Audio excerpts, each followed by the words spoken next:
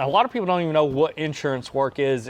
Insurance work is like you're working for an insurance company, so you get paid to do exactly what you do. You name your price basically, and they agree if they want to pay it or not, right? You just get a set price. You look at the car, and you're like, hey, this is how much it's going to cost, and they either total it out or agree upon it. So, well, see, that's the difference between what we're doing and working for like an insurance company. Because at the end of the day, if something happens to the car that you fixed for somebody working on insurance, you could get sued for that. But when you buy a salvage car, you actually have to sign a waiver that basically says this car's been in an accident, it's not 100%. And that's why you're paying cheaper for it, and that's it. And when you rebuild it, the state, whatever state you live in, has to give you a rebuilt certificate, or they give you like Tennessee or Georgia, I don't know, they give you like a sticker sometimes to put in your door panel that says your car has been rebuilt. You know, it's certified, it's street legal. Well, some states, they're different. Like Tennessee isn't as strict as Georgia. Georgia inspection's a little bit stricter. Yeah, Georgia, that's why we kind of moved to Tennessee. Georgia, it's a tough rebuilding market out there. It's a tough for shops because they make you bring in cars, they literally pick it up, which is not a bad thing, but you can't paint your car before you take it. You can't even do some body work. You can't like replace major panels and stuff. It's really weird, and they will like flag you for anything. They see like not enough seam sealer in one area, they'll look at it and be like, yo, if they see some Bondo on the frame rail, you're failing. Oh, you're done. Which, don't do Bondo on the frame rail, but like,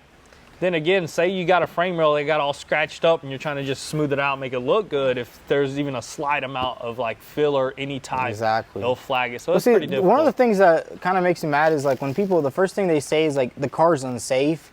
But if you think about it, literally any other car that's not like 2022 is basically unsafe to today's standards. People, and a lot of people are strictly against buying rebuilt titles. A lot of people say, I'm not going to buy salvage title. You don't buy salvage title unless you're a dealership. Yeah, you buy rebuilt titles. They're completely rebuilt. And a lot of people think it's different. Like some people, like when they buy, like they try to buy, like I sold plenty of rebuilt titles. They're like, can I register it? Can I do that? Can I get insurance on it? Yes, it's just like a normal car. Yep. The only big thing is some banks, some smaller banks won't loan you out the money for that car. Bigger banks will. It just depends on your bank. I mean, people will just loan.